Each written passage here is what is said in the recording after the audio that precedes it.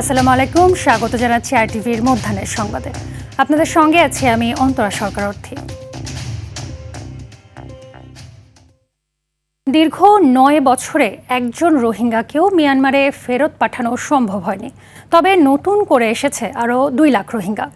এমন পরিস্থিতিতে বিপুল সংখ্যক এই ভিনদেশি জনগোষ্ঠীকে নিয়ে বাড়ছে উদ্বেগ। তারা জড়িয়ে পড়ছে নানা অপরাধমূলক কর্মকাণ্ডে।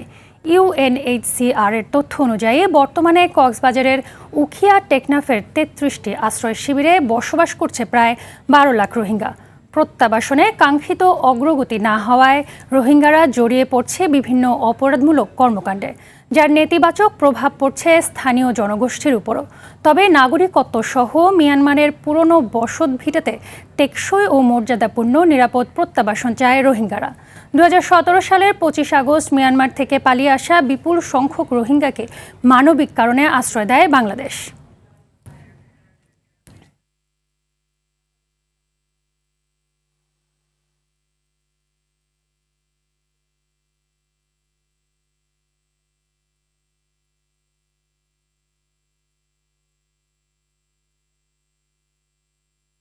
এ বিষয়ে আরও জানাতে কক্সবাজার থেকে সরাসরি যুক্ত হচ্ছেন সহকর্মী সাইফুর রহিম শাহিন। সাইফুর, ৯ বছর উপলক্ষে রোহিঙ্গাদের বক্তব্য কি, আর সেখানে কোনো কর্মসূচি আছে কিনা জানাবেন।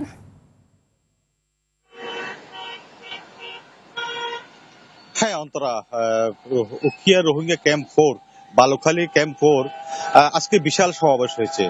২০,০০০-এর বেশি রোহিঙ্গার এই সমাবেশে তারা এই যে ৯ বছর পূর্তি উপলক্ষে যে ২৫শে আগস্ট যে ২০১৭ সালে তারা বাংলাদেশে পালিয়ে এসেছিল জান্তা সরকারের নির্যাতন নিপীড়নের মুখে, সেই থেকে ৯ বছর পার হয়ে আজকে ৯ বছর পূর্ণ হয়েছে।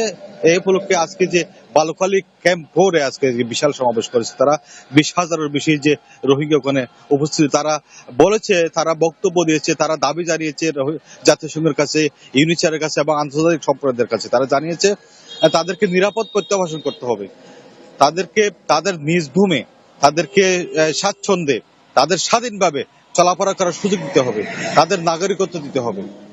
মিয়ানমার সরকারকে প্রতিশ্রুতি দিতে হবে তাদেরকে যাতে স্বাধীনভাবে চলাফেরা করতে পারে, পূর্ণ স্বাধীনতা দিতে হবে, পূর্ণ নাগরিক অধিকার তাদের দিতে হবে। সেই দাবিগুলো তারা পুনর্ব্যক্ত করেছে। যারা এই রোহিঙ্গারা এই যে ৯ বছরে যে প্রতি বছর তারা সমাবেশ করে, প্রতি বছরই তারা স্বদেশে ফেরার জন্য তারা দাবি জানিয়ে আসে এবং আজকেও এর ব্যতিক্রম হয়নি। আজকেও তারা দাবি জানিয়ে আসছে আন্তর্জাতিক সম্প্রদায়ের কাছে। তারা স্বাধীন বা মুক্ত ভাবে তারা নাগরিকত্ব ফিরে পেয়ে তারা তার নিজ দেশে ফিরে যেতে চায়। তো তারা সেই দাবিটা এখনো উচ্চারিত করছে। এখন আমরা দেখেছি তাদের সমাবেশ ইতিমধ্যে শেষ হয়েছে এবং টেকনাফেও তারা সমাবেশ করেছে। উখিয়া বালুখালী ক্যাম্প 4-এ একটা সমাবেশ হয়েছে। তারা স্বতঃস্ফূর্তভাবে সেখানে অংশগ্রহণ করে তাদের দাবি উপস্থাপন করছে। আমরা ত্রাণ শরণার্থী প্রত্যাবাসন কমিশন মিজানুর আমার সাথে কথা বলেছি, তারাও জানিয়েছেন তার সাথে দেশে আরাকান যেহেতু সমস্যা, আরাকানের পরিবেশ শান্ত হলে রোহিঙ্গাদের সেখানে যাওয়ার একটা সুযোগ তৈরি হবে। তো অন্তরা, এ হচ্ছে কক্সবাজার থেকে রোহিঙ্গা প্রত্যাবাসন বিষয়ে আমার সর্বশেষ তথ্য। ধন্যবাদ। ভূগর্ভস্থ পানির উপর চাপ কমাতে বিকল্প হিসেবে লবণাক্ত পানি শোধনের নির্দেশনা দিয়েছেন প্রধানমন্ত্রী তারেক রহমান। সেজন্য নদীর মোহনা, চাঁদপুর ও সমুদ্র উপকূল মোংলায় ফিজিবিলিটি স্টাডির জন্য নির্দেশের কথা জানিয়েছেন স্থানীয় সরকার প্রতিমন্ত্রী মীর শাহে আলম। গ্যাসের মতো পাইপলাইনের মাধ্যমে পরিশোধিত পানি সারা দেশে পৌঁছে দেওয়া হবে বলেও জানান তিনি। সচিবালয়ে স্থানীয় সরকারমন্ত্রী এবং প্রতিমন্ত্রীর সঙ্গে বৈঠক করেন ডেনমার্কের রাষ্ট্রদূত। প্রতিমন্ত্রী বলেন, মেঘনা নদী থেকে পানি আনার জন্য ১৬,০০০ কোটি টাকার সায়দাবাদ প্রকল্প বাস্তবায়ন হচ্ছে। এর মাধ্যমে প্রতিদিন ৯৫ কোটি লিটার পানি ঢাকা শহরে সরবরাহ করা হবে। এই প্রকল্পে ডেনমার্ক সরকার প্রায় ৪,৫০০ কোটি টাকা দিয়ে সহযোগিতা করবে।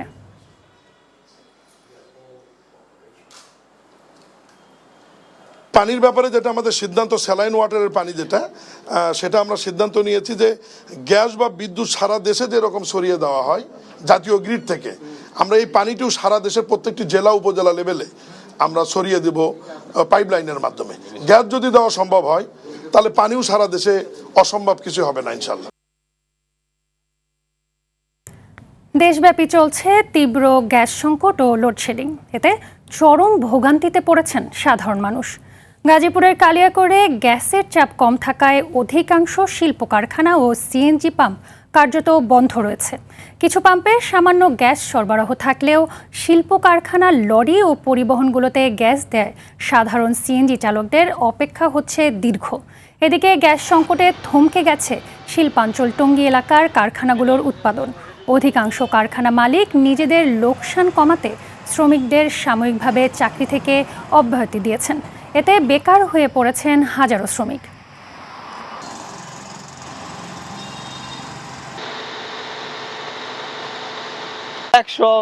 এমুকেরা পায় সারাদিন 3 ঘন্টা 4 ঘন্টা বয়ে থেকে গ্যাস ঢুকে মাত্র 200-250 টাকা। এইভাবে তো গাড়ি গুড়ি চালানো সম্ভব হচ্ছে না। সব জায়গায় কি অবস্থা, এক জায়গায় তো কালিয়াকৈর ডিস্ট্রিক্টের মধ্যে লরি মরি লাগে তো গ্যাসে কোনো প্রেশার পাওয়া যায় না। গ্যাস তো সীমিত অপারে হালকা পাতলা কোনো চলা লাগে, একবার নিলে মনে করেন যে আর সারাদিন চলা যায় না, 2বার 3বার লেও লাগে। এ নিয়ে আরও জানাতে টঙ্গী থেকে সরাসরি যুক্ত হচ্ছেন সহকর্মী নাইমুল হাসান।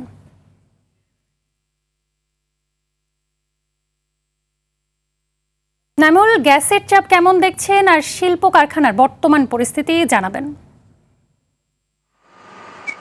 অন্তরা, আজ কিন্তু প্রায় 1 মাস পেরিয়ে গেছে গাজীপুরের টঙ্গীতে গ্যাসের যে তীব্র সংকট সেটি কিন্তু আমরা এখান থেকে দেখতে পাচ্ছি।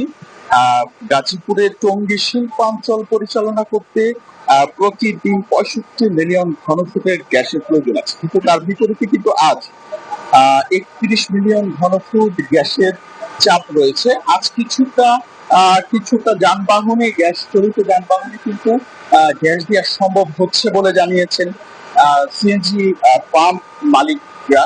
তাছাড়া কিছু কারখানায়ও কিন্তু উৎপাদনের ক্ষেত্রে উৎপাদন ব্যাহত হচ্ছে। আমরা এই মুহূর্তে দাঁড়িয়ে আছি একটি সিএনজি পাম্পে। এখানে দেখা যাচ্ছে গাড়ির কিন্তু একটি দীর্ঘ সারি তৈরি হয়েছে।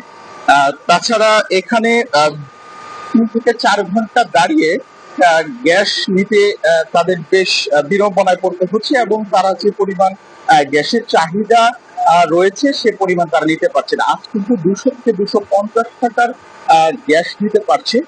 তবে সকালের দিকে কিন্তু গ্যাসের যে পাম্প সেই পাম্পে কিন্তু গ্যাসের চাপ ছিল, এমনকি কিন্তু জানিয়েছেন পাম্পের যারা দায়িত্বে রয়েছেন তারা।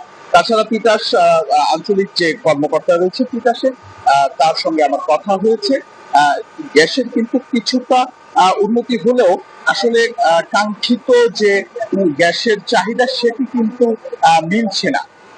তো এমনটি আমাদেরকে জানিয়েছেন তিতাস কর্তৃপক্ষ। তাছাড়া যে শিল্পাঞ্চলে গ্যাসের যে বিষয়টি রয়েছে সেটি একটি গাড়িতে কিন্তু 8 থেকে 10টি করে সিলিন্ডার ভর্তি করে বিভিন্ন পাম্পে নিয়ে যাওয়া হচ্ছে, এবং পাম্প থেকে সেগুলো ভর্তি করে কারখানা চালানোর চেষ্টা করা হচ্ছে। তবে এতে কিন্তু লোকসানের মুখে পড়ছেন কারখানা মালিকরা। আমার কাছে গাজীপুরের টঙ্গী থেকে কিন্তু গ্যাসের সর্বশেষ তথ্য ছিল এটি। ধন্যবাদ। জুলাই গণঅভ্যুত্থানে আন্দোলনকালীন কারফিউ এবং ব্যবসায়ীদের নিয়ে হত্যাকাণ্ডের সহায়তা সহ 5 অভিযোগে সাবেক আইনমন্ত্রী আনিসুল হক ও শেখ হাসিনার উপদেষ্টা সালমান এফ রহমানের বিরুদ্ধে সাক্ষ্য গ্রহণ আজ। বিচারপতি গোলাম মর্তুজা মজুমদারের নেতৃত্বাধীন আন্তর্জাতিক অপরাধ ট্রাইব্যুনাল 1-এ হবে এ বিচারিক কার্যক্রম। পরে একই ট্রাইব্যুনালে মোহাম্মদপুরে 9 জনকে হত্যা মামলায় আওয়ামী লীগ নেতা জাহাঙ্গীর কবির নানক ও শেখ ফজলে নূর তাপস সহ 28 আসামির বিরুদ্ধে সাক্ষ্য নেওয়া হবে।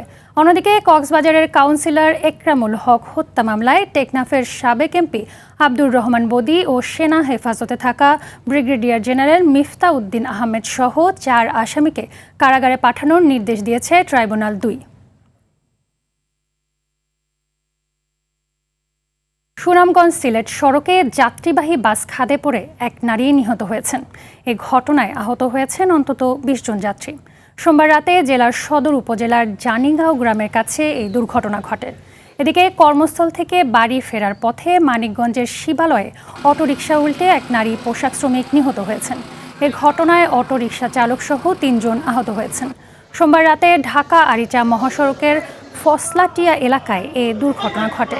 এছাড়া রাজবাড়ির মাঝপাড়ায় ট্রেনে কাটা পড়ে ট্রাক চালক নিহত হয়েছেন। মধ্যাহ্নের সংবাদ এ পর্যন্তই। দুপুরের সংবাদ 1:45টায় দেখার আমন্ত্রণ রইল। ধন্যবাদ সবাইকে।